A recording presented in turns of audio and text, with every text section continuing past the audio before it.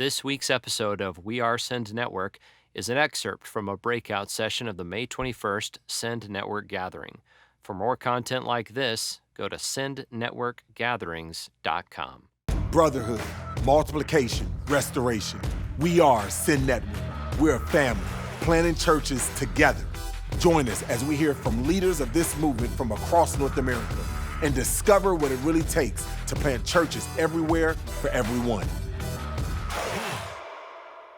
Holistic discipleship has at its very premise that every person has been created in the image of God, and every part of our lives was meant to be redeemed for the glory of God. And so when we're looking at people moving people forward in the relationship with Christ, we're really asking, how can God get the greatest glory in every part of that life where they spend the most time, and really also where they have the greatest problems? And so the problems of people in your church and my church are really a microcosm of our city's problems. And this idea of holistic discipleship has really created for us at Christ Fellowship Church in Tampa a direction that focuses on asking a question: how does Jesus get the greatest glory through the people he's invited us to disciple and mentor in our neighborhoods, at their places of work, in their job, in their relationships, in their marriage, in job creation? In fact, growing up, I actually never heard any church talk about a theology of work or a theology of job creation or a theology of economics or business startups or a theology of gospel penetration to our neighborhoods or a gospel understanding of hospitality or a theology of freedom over addiction. And these are where your city and my city is hurting. It's where the greatest problems are. And we know that because that's where people in our church really have the greatest problems. And it's because we have the opportunity to disciple and mentor these people. God gives us a solution for not only the city, but he does it through the people that God's inviting us to disciple, to see their lives transform. And then they present into the city the best testimony of a transformed life for the very needs and hurts of the city. In fact, even the best of churches I've found, many times their vision for the city gets reduced to a very comfortable place of worship that never cracks into the fabric of the city. In fact, most churches were really good on Sunday, but if the truth be known, we're probably insignificant and inconsequential where most people spend their time, where they live, where they work, where they play. In fact, the gospel is rarely felt really strongly in our workplaces and our neighborhoods. And when you couple that with the fact that most of us have limited resources, we can think, well, listen, I'm not even going to venture into some of these areas because I wouldn't even know what to do. Very early on, when we started Christ Fellowship Church just 9 years ago, we started realizing that God's vision for the city was much bigger than what we thought we could accomplish. It came with a larger price tag. It came with greater amounts of time and skill and money and planning and leadership than we thought we had even at our fingertips. We all struggle with underfunded visions, a lack of leadership, and a realization that sometimes we're not even making a dent in the number of people in the city coming to Christ. In fact, if you know what that struggle's like, then click on the hand button that's on this webinar and raise your hand, because I'm with you. In Matthew 9, Jesus, understanding this whole area of fixing the greatest problems in people's lives through the gospel and through holistic discipleship, really came about. In Matthew 9, verse 35 and 38, you no doubt know the scripture extremely well. It says, "And Jesus went through all the cities and the villages, teaching in their synagogues and proclaiming the gospel of the kingdom and healing every disease and every affliction. And when Jesus saw the crowds, it says he had compassion for them, for they were harassed and helpless like sheep without a shepherd." And then this is really significant, these 6 words right here. Then he said to his disciples, the harvest is plentiful, but the laborers are few. In fact, Jesus' ministry at this point has had, just crazy success, hasn't it? If any of us could go 1 out of 10 for healing people, we would be writing books and people would be writing books about us. And Jesus goes 100 for 100 in the middle of such crazy success. He gets sick to his stomach, the Bible tells us, because he realizes that even with all the success, there's a problem, and that is there's people that he has seen, people in our neighborhoods, in our workplaces, and in our neighborhoods, in our homes, and places we play, in restaurants. And when he looks around, what makes him sick is they are shepherdless. He has nobody watching over their soul. He has nobody that he can see that's involved in their lives enough to say, hey, how does Jesus transform every one of the areas of your life where you've experienced problems? How does Jesus get the greatest glory through your life in the neighborhoods that you live in, the workplaces where you have jobs? And this is your city and my city's issue right here. You and I ought to get sick also when we look at the significance of the problem and the lack of leaders. And so, what does Jesus do? Well, he does something different than I probably would have done, and it's found in those 6 words. In fact, it says right here, then he said to his disciples. When Jesus looks at the problem and then he looks at the people with the problem that are next to him, and then he looks at the disciples. The disciples are not A level, they're not even B level. In fact, he calls them into doing something that actually they have no ability to do apart from the work of Christ in them. In fact, they are probably people that you and I, these disciples, would never hire on our staff at our church. And I want to give you a thought here.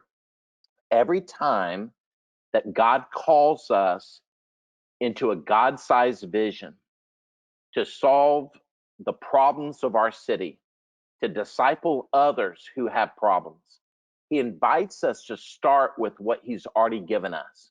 In fact, this is really a test to see if we can be trusted with more. Your vision for your city starts with the people that God has already placed around you, not the people you want to be on your staff. It starts with the resources you currently have, not the ones you want. In fact, when we started Christ Fellowship 9 years ago, we had a few people that said they wanted to stay from the previous church that was meeting in the building that we were given. It was an old building that had not been renovated in several years. And so there was a few people in their 80s that were part of the original church when we started, left over from the previous church. There was about 3 head injury patients that were from the previous church. We had given them the opportunity to find some other churches that said, no, we want to be part of the new church. And so we quickly then reached a number of college students and a number of homeless families. And so we were quite an interesting group of people when you walked in on day 1 when we started Christ Fellowship. We had people in their 80s and 90s, a handful of college students, some head injury patients, and a number of homeless families. And that was the start of our congregation. And I, in my heart, in my pride and arrogance and selfishness, secretly longed for people that were more put together, that were younger, that were cooler, that were more able to connect with the city that was around me. What I did not understand then that I understand now is that is the perfect opportunity that God gives you with the people he's placed around you to see God do a miracle. And so to the great grandmothers, they started inviting their great grandsons who were 17, 18, and 19. And then our college students started connecting with them. And to the homeless, we started asking God, how do you want to see them transform their lives in the area of where they live and their jobs? And It started asking us the question of, God, what's your will and plan for giving people shelter and food and a job that they not only can make a living for themselves, but jobs that can create other jobs for other people. For our college students, they started having this vision for how they could reach people in their dorms. And what we saw God do, because we started with the people that God gave us, we have seen hundreds and hundreds of people give their heart to Christ. In fact, Christ Fellowship still is about 65% from no church background. About 80% of the people that attend Christ Fellowship are really first generation believers. That is what happens when you start with the people that God gives you, when you start with the neighborhood, when you start with the people that God has placed in close proximity around you. And when you use what you have, it's a test to see if God can trust you with more. That is how God funds his work. That is how God leads us to start churches that have faith as the foundation for it. So Jesus used what he had over and over again. It's interesting. Whatever was at his fingertips, that's where he started. It's a powerful testimony. When he healed the blind man, he took dirt and spit. He could have said, hey, you're healed, and said something, but he used what was close by at his fingertips. When Jesus fed the 5,000, he could have said, hey, Chick-fil-A for everyone, but he didn't. He took what was at his fingertips, a few loaves and fishes, and he took what was already there, he multiplied it, and he miracleized it. And why did he do that? Because when you start with the people that are in your close proximity to you, they have been placed in close proximity to you so they can be placed in close proximity to Jesus. The neighborhood around Christ Fellowship was Cuban, Puerto Rican, it was Dominican, it was Black, it was white, it was with a growing number of the Asians moving in. It was extremely diverse. So when we started Christ Fellowship, our goal was not necessarily to be diverse. Our goal was simply to take what God had placed at our fingertips around us and reach the people, lest we say, God, I'd rather be some kind of other church than the church with the people that you've already placed around us. We didn't want to tell God that we had a better vision for this area than he did, that we had better people than he did. And so God showcases his glory always by doing the extraordinary through the ordinary. And how he does the ordinary is he says, hey, what is the money I've given you? What's the vision? What are the resources? What are the people that I've given you? And every time we took what God had already given us to use, he expanded his vision and he funded his work. And so Jesus takes the disciples and says, hey, go get it, man. This is the mission field that I've given you. And these people are not perfect. In fact, they are problematic. They make me sick because they are lost. They are shepherdless. And that's what Jesus is calling you and I to do. God calls us to disciple the people holistically we have right now, where no area of their life is untouched. And here's the question to ask: God, what have you already given me to be used for your glory? People, ideas, connections, um, relationships, the neighborhood. God, what have you already given me to be used for your glory? And I want you to stop. I want you to listen. I want you to hear from God. In fact, I want you to jot down a couple notes. God, who is it you placed around me that needs to be discipled?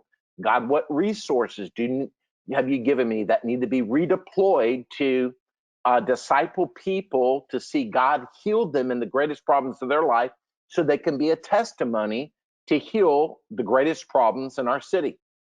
And I want you to ask every person on your team also. You have a launch team, or you have a group of key leaders or elders in your church. You might want to gather them back together and say, hey, what has God given you to be placed for his disposal for his glory? What relationships has he placed in your life to disciple others? In fact, as we were spending time discipling college students, we realized one of the biggest needs that they had, one of the biggest problems that they had, was they couldn't get good jobs. They needed to be employed. And so we asked, my wife and I, hey, God, what's in our hands that you have? We had an empty garage in our house. And so I told my wife, maybe we could park our cars on the street, use our empty garage, and we could take furniture that was broken down that people were either giving away or selling on um, Facebook. We could refinish that furniture and teach college students how to refinish furniture, and then we could resell it, and then they could make money. They could get a job that paid them maybe $15 or $20 an hour versus just 8 or 9. So we started buying mid-century modern furniture, and that was broken. And we taught college students, say, Bruce, how did you know how to refinish furniture? Did you grow up that way? No, my dad didn't know anything about fixing anything. I heard of a friend of mine that was a pastor that refinished furniture. And so I started watching YouTube videos on how to refinish furniture.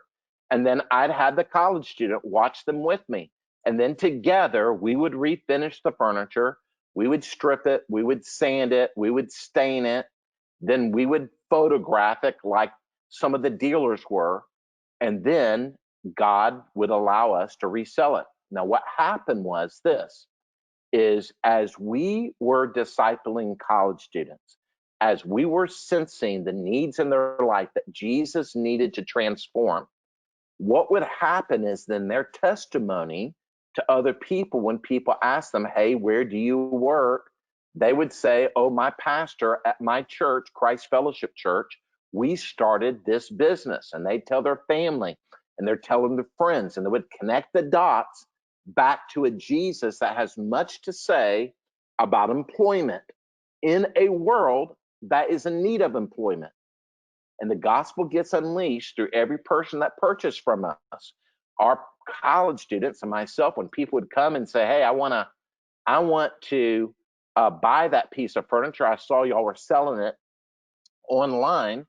How did y'all do this? How'd y'all start the business? And we would tell them we started it to originally employ college students and to teach them how to work and refinish furniture. And they say, oh man, that's amazing. And then we get the opportunity to share the gospel with them. And what it did for our college students and what it did actually for our neighborhood is it gave us street cred in our neighbors, as they then found us as the source for the problems, for their decorating, for their other needs. In fact, they'd share it with other people, and other people would come and say, hey, I heard you're part of that group that started this business. One of the greatest problems we found in our city was how to disciple people and how to raise their children and the children in their neighborhoods. And one thing we found out was Tampa had the largest grouping of orphans and children in foster care in the entire state of Florida. In fact, on a given day, it goes up and down. There can be between 3,500 and 4,000 orphans or children in foster care without parents. And so we just said, hey, God, what do we have in our hands? What are these friendships you've given us with our neighbors? And so we realized that many of these foster kids, these 4,000 foster kids, on Christmas would not have somebody make over them and give them a really, really nice gift. So what do? We just started saying to the people in our church that had started coming, hey, what do you think about us loving the children in the city that nobody gives a rip about, that people really don't care about? What if we love children that were in foster care? And my wife and I had a real heart for it, and other people in our church too, because 2 of my kids actually came out of foster care in Tampa, and we adopted them. And man, we've been blessed tremendously through seeing their lives healed and transformed. And so we just started giving orange bags that we bought for pennies on Amazon. to our neighbors and said, hey, in about 4 days, we're going to pick the orange bag up at your front door, or you can drop it by our house. Or people would take the orange bags to their work. We had a guy who was an attorney, and he took 20 orange bags to the attorneys he works with at the bank that employs him. We say, hey, would you put a gift, the best gift you can afford, for a foster child, for an orphan in the Tampa Bay area? And so the first year we did it, we had over 4,000 gifts given for foster kids and orphans in the Tampa Bay area. And every year since then, we followed the same pattern. Hey, God, if you placed us in a city with this kind of problem, then God, you must have a solution for the problem. Well, what that did was it allowed us to talk to our neighbors, and people in our church would talk to their coworkers about the problems of foster care. And it made the aspect of adoption and fostering, it brought it front and center in the Tampa Bay area. In fact, that's what God does. Every time that God sees a problem, he has compassion for the people in that problem. And as you say, God, what have you given me to be a part of that? God, what have you given? Well, God gave us a few people in our church when we started, and then God gave them lots of neighbors and coworkers and other college students in the dorm with. And so we started with what we had. Listen, we did the same thing for Hillsborough County Sheriff's Department. They needed emergency bags for Department of Child and Family Services when they had to rescue a child out of a bad situation, and the kids needed a snack and they needed a bag with some toothbrush because they were going to be yanked from their home and put in a short-term facility until a foster home could be ready for them. So we brought together emergency bags. We've done the same thing by crowdsourcing with our neighbors through our church and coworkers for canning hunger. We've done the same thing as we crowdsource. Hey, one time we had a couple and they came to faith in Christ, and we said, hey,